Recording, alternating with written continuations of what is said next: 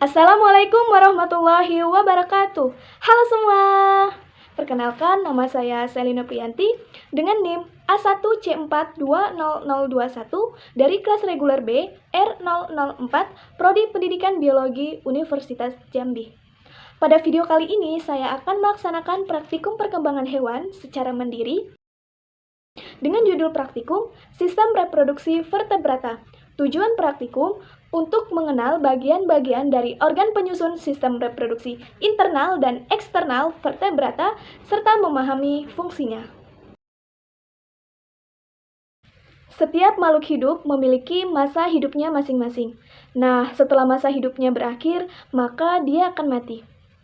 Untuk itu, melestarikan spesiesnya dibutuhkanlah sistem, namanya sistem reproduksi. Reproduksi sendiri dideskripsikan sebagai proses biologis yang dilakukan oleh organisme untuk menghasilkan lebih banyak spesiesnya. Reproduksi adalah kemampuan suatu individu untuk menghasilkan keturunan baru sebagai upaya untuk melestarikan jenisnya. Sistem dalam reproduksi akan berfungsi bila makhluk hidup memasuki dewasa kelamin. Setelah mengalami dewasa kelamin, alat reproduksinya akan mulai berkembang dan proses reproduksi dapat berlangsung. Vertebrata merupakan jenis hewan yang memiliki tulang belakang pada tubuhnya. Kelompok hewan ini dapat melakukan perkembangbiakan secara generatif atau seksual, yang dibantu oleh organ-organ reproduksi yang membentuk sistem reproduksi. Setiap organ yang dimiliki memiliki karakteristik dan fungsinya masing-masing untuk membantu perkembangbiakan hewan. Reproduksi dibagi menjadi dua, yaitu reproduksi aseksual dan reproduksi seksual. Reproduksi aseksual tidak memerlukan pembuahan oleh gamet jantan, sedangkan reproduksi seksual yaitu membutuhkan gamet jantan untuk membuahi gamet betina. Alat dan bahan yang kita gunakan pada praktikum kali ini yaitu ada gunting, pisau yang tajam untuk membedah. Selanjutnya ada jarum pentul, sarung tangan, styrofoam, nampan-nampan. Selanjutnya untuk bahan yaitu ada ikan. Di sini saya memilih ikan nila, alkohol 70%, dan kapas. Memastikan ikan nila dalam keadaan mati. Nah, jika ikan nila masih hidup, dapat dibius dengan menggunakan alkohol, yaitu dengan menyediakan baskom yang berisi air, kemudian airnya diberi alkohol. Ikan nila dimasukkan ke dalam baskom dan larutan tersebut, ditunggu ikan nilanya mati. Nah, di sini ikan nilanya sudah dalam keadaan mati secara alami. Ikan sudah benar-benar mati agar mempermudah dalam proses pembedahan dan aliran darahnya tidak mengalir lagi. Morfologi dari ikan nila dibagi menjadi 3 bagian, yaitu yang pertama ada caput atau kepala, yang kedua ada badan atau truncus, yang ketiga ada kaudal atau ekor. Ini merupakan lubang urogenitalia pada ikan nila betina. Pembedahan dimulai pada bagian bawah anus atau di atas sirip analis, dimulai dari bawah menuju atas punggung atau ke arah sirip dorsal. Pada saat proses pembedahan ini dilakukan dengan hati-hati, hal lain yang perlu diperhatikan pada saat pembedahan ikan adalah gurat sisi pada ikan atau garis yang berada di tengah tubuh ikan. Sehingga pada saat melakukan pembedahan yang dilakukan dari bawah menuju ke atas tadi mencapai batas gurat sisi atau lebih, karena organ dalam ikan terdapat di bawah gurat sisi. Selanjutnya, setelah sampai batas gurat sisi atau lebih, lakukan pemotongan searah gurat sisi menuju ke arah kepala ikan.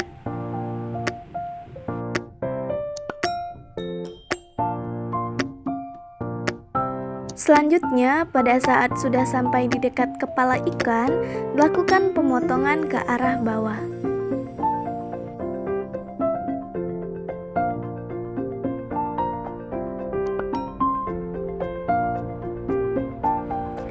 Saat pemotongan daging di dalam ikan, diusahakan hati-hati, tidak terlalu terburu-buru.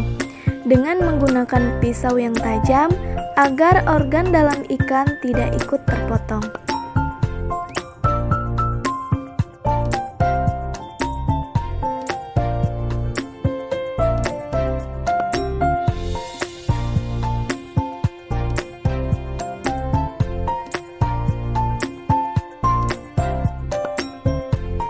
Sebelum melakukan pengamatan, tusuk pada bagian-bagian tubuh ikan dan sisik ikan dengan menggunakan jarum pentul sehingga mempermudah proses pengamatan.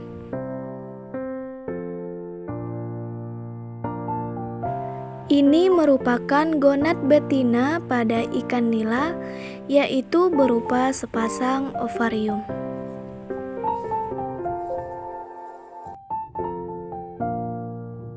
Ini merupakan lubang urogenitalia pada ikan nila jantan.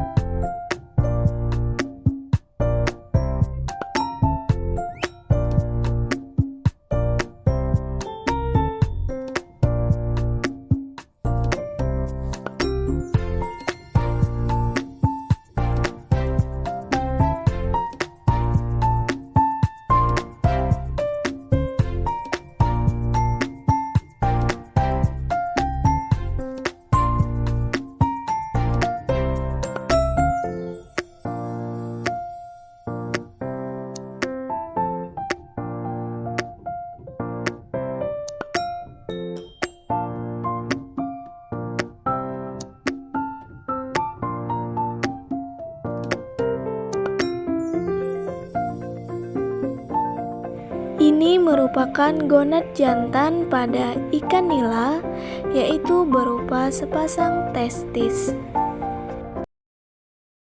Berdasarkan alat kelamin internalnya dapat dilihat pada gambar. Nah, pada gambar kelamin jantan ikan nila memiliki alat kelamin berupa tonjolan agak runcing yang fungsinya sebagai muara urin dan saluran sperma yang terletak di depan anus. Sedangkan pada gambar kelamin betina ikan nila memiliki lubang genital terpisah dengan saluran urin terletak di dekat anus. Ini dapat kita lihat perbedaan dari gonad ikan nila jantan dan gonad ikan nila betina, di mana gonad pada ikan nila jantan terdapat sepasang testis, sedangkan gonad pada ikan nila betina terdapat sepasang ovarium. Pada hewan betina, organ reproduksi eksternalnya apa aja sih? Yaitu ada vulva. Vulva berfungsi sebagai pelindung dari vagina yang terbagi menjadi dua, yaitu labium majus dan labium minor. Nah, kalau pada hewan betina, organ reproduksi internalnya yaitu ada vagina, ovarium, tuba fallopi, infudium, uterus, dan cervix. Vagina berfungsi sebagai organ populasi. Ikan betina memiliki gonad, organ reproduksinya yaitu sepasang ovarium. Sepasang ovarium biasanya berbentuk longitudinal atau memanjang, berwarna kekuningan pada saat matang. Tentunya memiliki fungsi untuk menghasilkan ovum ataupun sel telur. Apa sih ciri-ciri dari ovarium? Yang pertama, berbentuk lonjong dan berubah saat matang. Yang kedua, tergantung pada dorsal mesotherium. Yang ketiga, berwarna putih sebelum matang dan kekuningan saat matang. Yang keempat, beratnya pada saat matang dapat mencapai 70% berat tubuhnya. Tuba fallopi berfungsi sebagai saluran tempat jalannya sel telur melalui gerakan distaltik atau gerakan silia. Sedangkan uterus yaitu perkembangan embrio. Nah, cervix yaitu fungsinya jalan keluarnya dari janin. Nah, pada hewan jantan, organ reproduksi penis dan skrotum. Penis berfungsi sebagai organ populasi, sedangkan skrotum sebagai pelindung dari testis dan juga untuk menjaga suhu dari testis. Pada hewan jantan, organ internalnya yaitu ada testis, epididymis, vesicula seminalis, vas deferens, kelenjar prostat, kelenjar Koper, dan uretra. Gonad pada ikan nila jantan yaitu terdapat sepasang testis. Testis ini adalah organ reproduksi internal pada ikan nila jantan. Biasanya testis ini berbentuk panjang, berwarna putih. Fungsi dari testis yaitu menghasilkan sperma. Apa sih ciri-ciri testis? Ciri-ciri testis yaitu yang pertama lonjong, licin, kuat, lebih kecil daripada ovarium. Yang kedua, terletak pada dinding dorsal bagian tubuh. Yang ketiga, warna putih kekuningan dan halus. Nah, yang keempat yaitu beratnya dapat mencapai 12% dari berat tubuh atau lebih. Selanjutnya ada epididymis, di mana fungsi epididymis ini yaitu sebagai saluran yang menghantarkan sperma ke vas deferens serta sebagai tempat pemantangan sperma. Yang ketiga ada vas deferens. Vas deferens ini yaitu saluran untuk menyalurkan sperma ke vesicula seminalis. Vesicula seminalis yaitu tempat penyimpanan sperma sebelum dikeluarkan. Nah, kalau kelenjar prostat yaitu berfungsi untuk menghasilkan cairan kental berwarna putih susu yang berfungsi memberikan nutrisi pada sperma. Ikan dapat melakukan dua fertilisasi, yaitu fertilisasi internal dan fertilisasi eksternal. Biasanya, ikan yang melakukan fertilisasi internal itu termasuk ikan yang sejenis ovovivipar, bertelur dan beranak. Prosesnya, ketika sel sperma akan masuk ke dalam ovum atau sel telur yang ada dalam tubuh ikan betina, setelah sel telur dibuahi, sel sperma dihasilkan zigot. Namun, sebagian ikan melakukan fertilisasi secara eksternal, yaitu terjadi di luar tubuh ikan betina. Pada prosesnya yaitu ketika ovum atau sel telur ini tadi telah dibuahi, maka itu akan dikeluarkan oleh ikan betina. Kemudian ikan jantan akan mendekati telur yang dikeluarkan oleh ikan betina tadi, sehingga ikan jantan akan keluari spermanya. Mengeluari spermatozoid, yaitu ketika ovum ketemu spermatozoid, maka terjadilah fertilisasi atau pembuahan. Nah, ketika pembuahan terjadi, terbentuklah zigot, dan zigot ini akan berkembang menjadi embrio ikan.